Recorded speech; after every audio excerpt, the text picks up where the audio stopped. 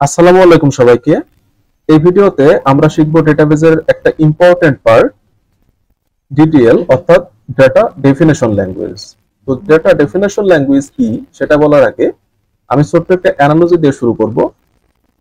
Suppose আমরা যখন একটা বাড়ি বানাই তখন প্রথমে তার ডিজাইন করি, রাইট? যে কোথায় কোন রুম হবে, দরজা জানলা কোথায় থাকবে, রান্নাঘর কোথায় হবে ইত্যাদি ঠিক করি। ঠিক একইভাবে ডেটাবেজের ডাটা রাখার আগে টেবিলের গঠন বা স্ট্রাকচার তৈরি করে নিতে হয়। এই কাজটাই করে ডিটিএল। তাহলে আমরা কি বুঝলাম? ডিটিএল এর মূল কাজ হলো ডেটাবেজের স্ট্রাকচার তৈরি করা, মডিফাই করা অথবা ডিলিট করা। এখানে আমরা কিছু কমন ডিটিএল কমান্ডস দেখছি যেগুলো ইউজ করে আমরা নরমালি ডেটাবেজের স্ট্রাকচার তৈরি করি, মডিফাই করি অথবা ডিলিট করি।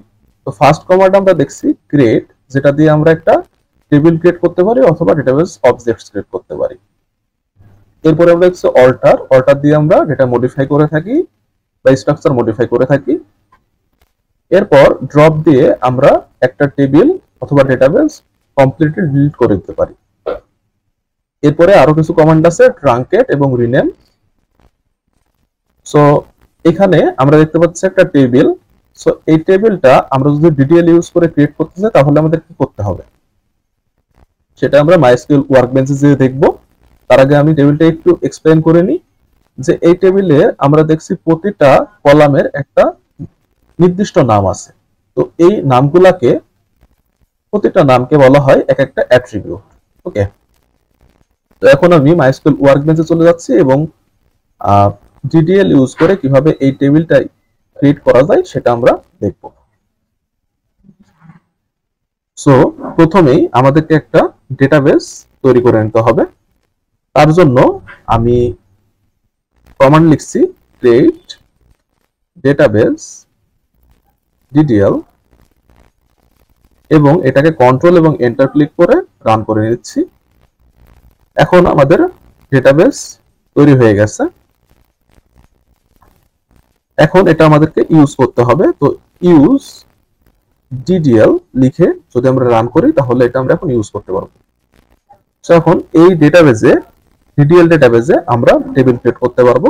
তার জন্য আমাদের কমান্ড লিখতে হবে যে ক্রিয়েট টেবিল, দেন আমাদের টেবিলের নাম ছিল কি স্টুডেন্টস, স্টুডেন্টস নাম দিতে হবে এবং একটা ফার্স্ট ব্র্যাকেট দিতে হবে।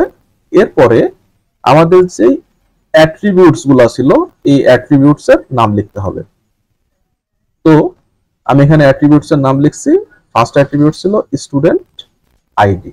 ওকে, এখন আমাদের এই স্টুডেন্ট আইডি যেই কলাম, সেই কলামে কি টাইপের ভেরিয়েবলস থাকবে সেই ডেটা টাইপটা আমাদেরকে উল্লেখ করে দিতে হবে। তো আমরা যদি একটু খেয়াল করি এখানে দেখছি যে স্টুডেন্ট আইডি ইন্টিজার নাম্বার, প্রতিটা ইন্টিজার নাম্বার। সো এইখানে আসে আমাদের ডেটা টাইপস এর কনসেপ্ট। তো ডেটা টাইপ এসকিউএল এ বিভিন্ন রকম আছে, যেমন integer, varchar, text, date time, boolean, এরকম আরো আছে যেগুলো আমরা ডেটা টাইপ অনুযায়ী দিয়ে থাকি। সো আমাদের স্টুডেন্ট আইডির ডেটা টাইপ কি হবে? ইন্টিজার। ওকে, এরপরে আমাদের যেহেতু আরো অ্যাট্রিবিউট আছে সেহেতু আমরা এখানে কমা দিব এবং পরের অ্যাট্রিবিউটের নাম লিখব। সো এখানে আমাদের পরের অ্যাট্রিবিউটের নাম কি? নেম, দেন এজ, দেন ইমেইল, অ্যাডমিশন ডেট এবং ইজ অ্যাক্টিভ। সো আমাদের পরের অ্যাট্রিবিউটের নাম হচ্ছে নেম এবং নেম সাধারণত আমরা যখন প্রোগ্রামিং করে আসছি তখন কি করছি যে স্ট্রিং দিছি, বাট এখানে আমাদের লিখতে হবে ভার্টার এবং ক্যারেক্টার দিয়ে দিতে হবে। তো আমি এখানে 255 দিয়ে দিচ্ছি। আমাদের কত ক্যারেক্টার সেটা ডিফাইন করে দিতে হবে। এরপরে আমাদের অ্যাট্রিবিউট ছিল এজ, এখানে এজ দিব এবং এজ আমাদের কি হয়? Integer, right? এরপরে আমাদের কি ছিল? ইমেইল, অ্যাডমিশন ডেট এবং ইজ টাইম। সো ইমেইল এটা ছিল কি? Varchar, right? 255। এরপরে কি ছিল অ্যাডমিশন ডেট। এখন অ্যাডমিশন ডেট এইটা কি ধরনের ডেটা টাইপ হবে আমাদের, তাই না? তো এইটার জন্য এই যে আমরা এখানে দেখছি যে ডেট টাইম, ঠিক আছে? ডেট টাইম দিলে কি হবে যে ডেট এন্ড টাইম আমরা শো করাতে পারবো, রাইট? তো এইটা ডেট টাইপ হবে কি ডেট টাইম, ডেট টাইম এই যে চলে এসেছে ডেট টাইম। ওকে, এবং আমাদের আরেকটা অ্যাট্রিবিউট ছিল কি ইজ অ্যাক্টিভ, রাইট? তো আমরা এখানে স্টুডেন্টটা অ্যাক্টিভ নাকি অ্যাক্টিভ না সেটা জানতে চাচ্ছি। তো এখানে এটা অবশ্যই আমাদের ডেটা টাইপ হবে বুলিয়ান। এখন যখন আমাদের সব অ্যাট্রিবিউট এবং তার ডেটা টাইপ লেখা হয়ে যাবে তখন আমরা ফার্স্ট ব্র্যাকেট ক্লোজ করে দিব এবং একটা সেমিকোলন দিয়ে দিব। এভাবেই আমরা একটা টেবিল ক্রিয়েট করতে পারি। এখন এটাকে যদি আমরা রান করি তাহলে দেখছি যে আমাদের এটা রান হয়ে গেছে এবং টিক চিহ্ন দেখাচ্ছে, অর্থাৎ আমাদের টেবিল ক্রিয়েট হয়ে গেছে। তো এটাকে যদি আমরা একটু দেখার চেষ্টা করি যে আমাদের টেবিলটা ক্রিয়েট হয়েছে কিনা, তার জন্য আমাদের একটা কমান্ড লিখতে হয় যে select all from students. So আমরা এখানে দেখতে পাচ্ছি যে আমাদের টেবিলটা আসলে ক্রিয়েট হয়ে গেছে এবং তার অ্যাট্রিবিউট গুলো আমরা দেখতে পাচ্ছি।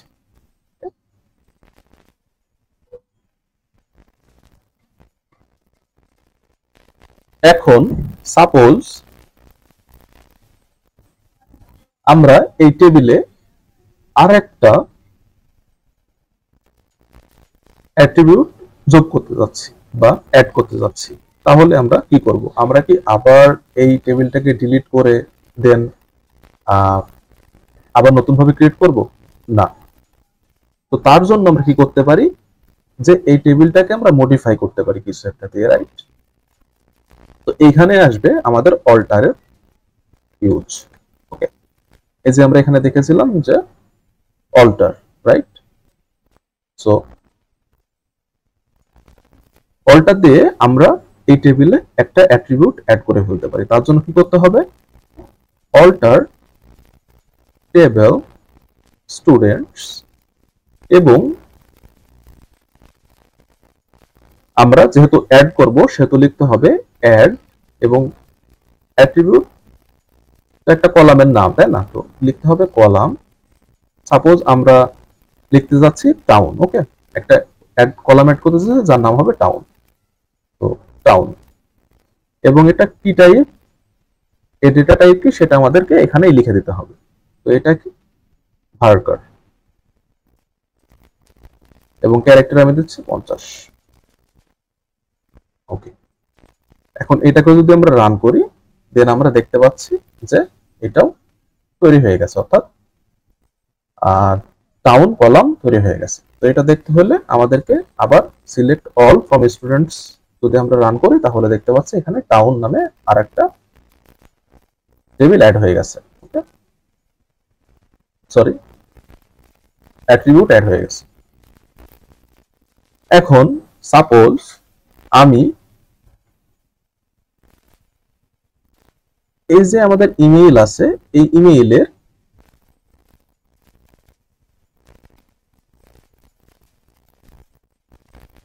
ডেটা টাইপের যে ক্যারেক্টার সংখ্যা এটাকে আমরা সাপোজ কমাইতে চাচ্ছি, অর্থাৎ মডিফাই করতেছি। তার জন্য আমরা কি করতে পারি? তো এটার জন্য আমাদের কমান্ড লিখতে হয় যে alter table students modify column email, then আমরা যে ডেটা টাইপ বা যা মডিফাই করতে যাচ্ছি সেটা দিব, রাইট? তো ভার্কার আমি এখানে 255 ছিল, আমি এখানে 60 দিয়ে দিব। ওকে, দেন রান করতে হবে। ওকে, সো এখানে ইমেইল এবং 255 ক্যারেক্টার পর্যন্ত ছিল, এখানে আমি 60 ক্যারেক্টার করে দিচ্ছি। ওকে, এভাবে আমরা আরো মডিফাই করতে পারি, ইচ্ছা করলে যে কোনো কিছু মডিফাই করতে পারি। ওকে, এরপরে সাপোজ আমরা যে একটা টাউন নামের অ্যাট্রিবিউট ক্রিয়েট করছিলাম সেটাকে আমরা যদি সিটি করতে চাই তাহলে কি করতে পারি? ওকে, তার জন্য আমাদেরকে রিনেম ইউজ করতে হবে। হ্যাঁ, তো alter table students rename column town to city. এটা করলে আমাদের টাউন নামে যে অ্যাট্রিবিউট ছিল সেটা সিটি নাম হয়ে যাবে। এখন আমরা যদি টেবিলটা দেখার চেষ্টা করি সিলেক্ট অল ফ্রম স্টুডেন্টস থেকে, আমরা দেখতে পাচ্ছি এটা সিটি হয়ে গেছে।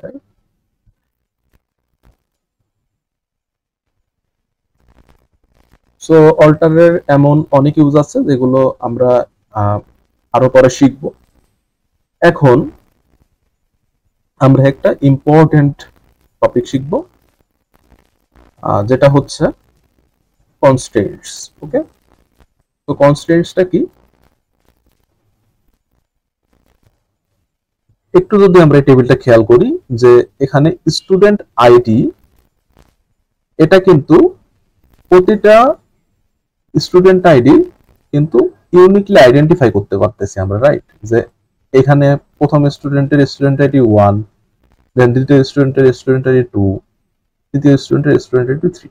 সো কি হবে, প্রতিটা স্টুডেন্ট আইডি কিন্তু ইউনিক এবং ইউনিকলি আইডেন্টিফাই করতে পারতেছি এবং প্রতিটাই এক এক করে বাড়তেছে, যে প্রথমে আসছে তার 1, তারপরে 2, তারপরে 3, এভাবে আসতেছে, রাইট?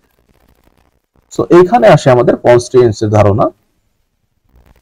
অর্থাৎ আমাদের এই স্টুডেন্ট আইডি যদি আমরা প্রাইমারি কি হিসেবে বিবেচনা করি তাহলে কি হয়, প্রাইমারি কিতে uniquely identifies each row, right? So আমরা এই স্টুডেন্ট আইডি কে প্রাইমারি কি হিসেবে ধরে নিতে পারি। ওকে, এবং এটাকে যদি আমরা অটো ইনক্রিমেন্ট করি তাহলে প্রথমে যে আসবে তার 1 হবে, দেন দ্বিতীয়তে যে আসবে বা ইনসার্ট হবে সে দ্বিতীয় 2 হবে, দেন 3 হবে, এভাবে বাড়তে থাকবে। ওকে, এরপরে আমরা আরো কিছু বিষয় কনস্ট্রেন্টস দেখতে পারি যে আমরা কখনো চাইবো যে একটা স্টুডেন্ট আইডি, ইমেইল সবকিছু ইনসার্ট করতেছে, তার নাম ইনসার্ট হবে না, কখনোই না। তাহলে আমরা কি করতে পারি যে এই নেমকে নট নাল করে দিতে পারি, রাইট? আবার ইমেইলের ক্ষেত্রে আমরা দেখতেছি প্রতিটা ইমেইলই ইউনিক কিন্তু, রাইট? সো এখানে আমরা কি করতে পারি যে ইউনিক কনস্ট্রেন্টস ইউজ করতে পারি, অর্থাৎ কোনো একটা কলামে কোনো সেম ইমেইল আমরা অ্যাড করতে দিব না, ঠিক আছে? ওকে, এরপরে আমরা ইজ অ্যাক্টিভের ক্ষেত্রে প্রতিটা স্টুডেন্টকেই ট্রু করে দিতে পারি। এটা কিভাবে করতে পারি, ডিফল্ট সেট করতে পারি, sets a value if naan is provided. যদি কিছুই প্রোভাইড না করা থাকে তাহলে আমরা সেটাকে ট্রু করে দিতে পারি প্রথমে। ওকে, সো এই বিষয়টা বোঝার আগে আমরা প্রথমে যে একটা টেবিলকে আমরা ডিলিট করতে পারতাম সেটা দেখি। তো সেটার জন্য আমাদের কি ইউজ করতে হয়, ড্রপ কমান্ড, তাই তো? তাহলে ড্রপ টেবিল স্টুডেন্টস যদি আমরা ক্লিক করি, লিখে কন্ট্রোল এবং ইন্টার চাপি, তাহলে আমরা দেখতে পাচ্ছি স্টুডেন্টস টেবিলটা ড্রপ হয়ে গেছে। এখন আমরা যদি সিলেক্ট অল ফ্রম স্টুডেন্টস করি তাহলে আমাদের কিচ্ছু আসতেছে না, অর্থাৎ আমাদের এই টেবিল স্ট্রাকচারটা ডিলিট হয়ে গেছে, রাইট? তো এখন আমরা এই টেবিলের যে অ্যাট্রিবিউট গুলো আছে সেগুলোর উপরে কনস্ট্রেন্টস ইউজ করব এবং আবার এটাকে ক্রিয়েট করব। তো আমরা এখন কনস্ট্রেন্টস নিয়ে শিখব।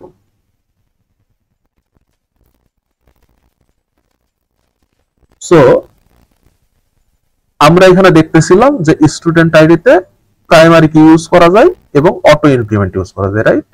সো আমরা এখানে কি করতে পারি, ডেটা টাইপের পরে আমরা লিখব প্রাইমারি কি এবং এটাকে অটো ইনক্রিমেন্ট, অর্থাৎ প্রথমে যে ইনসার্ট হবে সে 1 হবে, তারপরে যে ইনসার্ট হবে সে 2 হবে, এভাবে বাড়তে থাকবে। ওকে, এরপরে নেমের ক্ষেত্রে আমরা কি করতে পারি, প্রতিটা স্টুডেন্টেরই নাম মাস্ট দিতে হবে, সো নাল থাকা যাবে না, তার জন্য আমরা কনস্ট্যান্ট ইউজ করতে পারি নট নাল।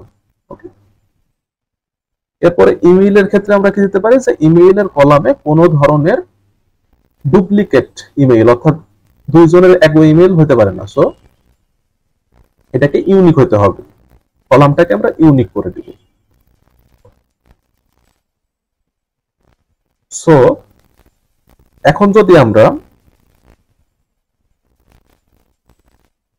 এই কোয়েরিটুকু রান করি, তাহলে আমাদের আবার এই স্টুডেন্টস টেবিলটা তৈরি হয়ে যাবে এবং কনস্ট্রেন্টস সহ। অর্থাৎ এখন যদি আমরা দেখি যে সিলেক্ট অল ফ্রম স্টুডেন্টস, এই যে স্টুডেন্ট আইডিতে এখন স্টুডেন্ট আইডি অ্যাট্রিবিউটকে আমরা প্রাইমারি কি করে দিছি এবং অটো ইনক্রিমেন্ট, অর্থাৎ যদি কোনো ভ্যালু ইনসার্ট হয় সেটা অটোমেটিক্যালি স্টুডেন্ট আইডি 1 হয়ে যাবে, তারপরে 2, এভাবে পর্যায়ক্রমে বাড়তে থাকবে। এবং কোনো নাম নাল থাকতে পারবে না, অবশ্যই দিতে হবে, এবং ইমেইল ইউনিক দিতে হবে। সো এটা আমাদের কি করতেছে, আমাদের ডেটার ইন্টিগ্রিটি মেইনটেইন করতেছে বা রক্ষা করতেছে, রাইট? সো এগুলোই ছিল মূলত ডিটিএল এর বিষয় বা আলোচনা। সো এখানে আমরা কি কভার করলাম, যে ডিটিএল কি, ডিটিএল এর কিছু কমান্ডস যেগুলো দিয়ে আমরা স্ট্রাকচার তৈরি করি, মডিফাই করি, ড্রপ করি। এরপরে আমরা একটা টেবিল ক্রিয়েট করছি, আমরা ডেটা টাইপস নিয়ে আলোচনা করছি এবং কনস্ট্রেন্টস কি সেগুলো দেখছি। সো এর পরের ভিডিওতে আমরা আলোচনা করব টিএমএল বা ডেটা মডিফিকেশন ল্যাঙ্গুয়েজ নিয়ে। ততক্ষণ সাথেই থাকবেন। ধন্যবাদ সবাইকে।